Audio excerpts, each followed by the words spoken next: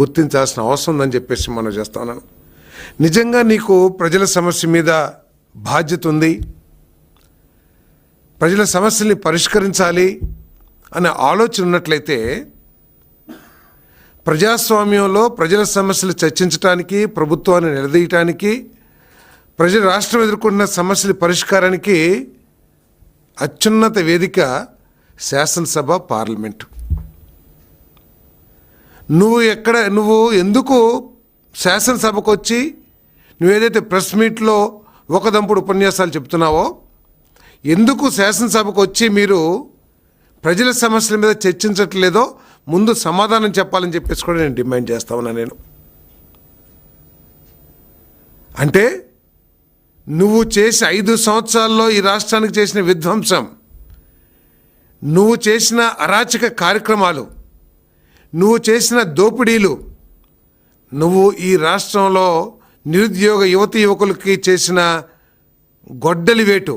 వేసిన గొడ్డలి వేటు బయటకు వస్తాయి, చర్చకు వస్తాయని చెప్పేసి పిరిగితనంతో వైఎస్ఆర్ కాంగ్రెస్ పార్టీ పారిపోయిందా అని చెప్పేసి ప్రశ్నిస్తా ఉన్నాను. సరే, అసెంబ్లీ ఈరోజు ఎల్నినో గురించి మొసలి కన్నీరు కార్చేశారు. రైతుల పట్ల ఏదో ప్రేమ ఉన్నట్లు, రైతులకు ఏదో చేయాలనే ఆలోచన ఉన్నట్లు ఉపన్యాసం చెప్పారు.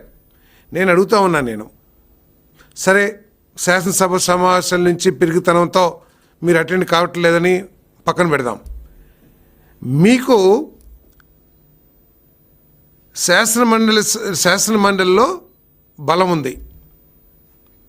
నువ్వు ఏదైతే మొసలి కన్నీరు కారుస్తున్నావో ఎల్నినో సమస్యల గురించి, మరి మీ పార్టీ శాసనమండలి సభ్యుల్ని ఎందుకు ఎల్నినో మీద చర్చ పెట్టండి, రైతులు ఎదుర్కొంటున్న సమస్యల గురించి ప్రస్తావించండి, ప్రభుత్వాన్ని నిలదీయండి అని చెప్పేసి ఎందుకు సూచన కానీ ఉత్తర్వులు కానీ ఎందుకు ఇవ్వలేకపోయావో ఈరోజు ఎల్నినో గురించి మాట్లాడుతున్నా నువ్వు, జగన్మోహన్ రెడ్డి గారు, మీరు సమాధానం చెప్పాలి ప్రజలకని చెప్పేసి నేను భావిస్తా ఉన్నాను. నేను ఎల్నినో సమస్య మీకు ముఖ్యం కాదు, కానీ ఎల్నినో ప్రభావం మూలంగా రైతులు పడుతున్న ఇబ్బందుల గురించి, సమస్యల గురించి చర్చించడానికి సభని సజావుగా నిర్వహించడానికి తోడ్పడాలనే ఆలోచన లేదు. కానీ మీ శాసనమండలి సభ్యుడికి డిప్యూటీ చైర్మన్ పదవి వస్తే దాదాపు 4-5 గంటలు పొగడటానికి, ఆ వ్యక్తిని పొగడటానికి, మీ గొడ్డల పార్టీ గురించి పొగడటానికి, లేకపోతే ప్రభుత్వం మీద బురదలటానికి వాడుకున్నావు తప్పితే ఏ 4 రోజులు జరిగిన సమావేశాల్లో 1 గంట అయినా సరే ఎల్నినో గురించి ప్రాధాన్యత ఇచ్చారా అని చెప్పేసి నేను ప్రశ్నిస్తా ఉన్నా. నేను మనసులో ఉండాలి తప్పితే ప్రజల పట్ల ఆప్యాయత కానీ, ప్రజల పట్ల సానుభూతి కానీ కేవలం పత్రికా ప్రకటనల ద్వారా సానుభూతి ప్రకటిస్తే సమస్యల పరిష్కారం కావు అని చెప్పేసి నేను జగన్మోహన్ రెడ్డి గారికి సవినయంగా మనవి చేస్తా ఉన్నా. నేను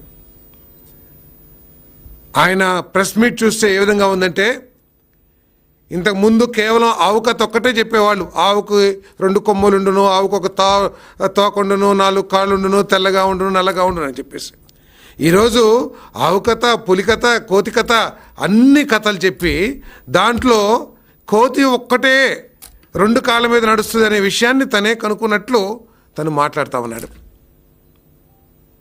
అంటే తలాతోకా లేని ప్రెస్ మీట్లు పెట్టి ప్రజల్ని మభ్యపెట్టడానికి ప్రయత్నం చేశారు. కానీ తాను చేసిన పాపాల గురించి ఎక్కడ లేదు. పాపాల గురించి చెప్పుకోలేరు, ఎవరి పాపాలు చెప్పుకోలేరు. కానీ తాను చేసిన పుణ్యం గురించి కూడా, తాను రాయలసీమకు కానీ లేకపోతే రాష్ట్రానికి కానీ మేలు చేసిన ఒక్క కార్యక్రమం గురించి కూడా నేను ఇది చేశాను, ఫలానా కరువు వచ్చినప్పుడు ఈ విధంగా రాష్ట్రాన్ని ఆదుకున్నాను అని చెప్పేసి చెప్పే ధైర్యం లేని బలహీన మాజీ ముఖ్యమంత్రి జగన్మోహన్ రెడ్డి గారు అని చెప్పేసి కూడా నేను ఈ సందర్భంగా తెలియజేస్తున్నాను.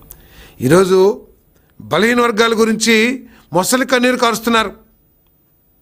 బలహీన వర్గాలకి తానే ఏదో చేసినట్లు మాట్లాడుతూ ఉన్నారు.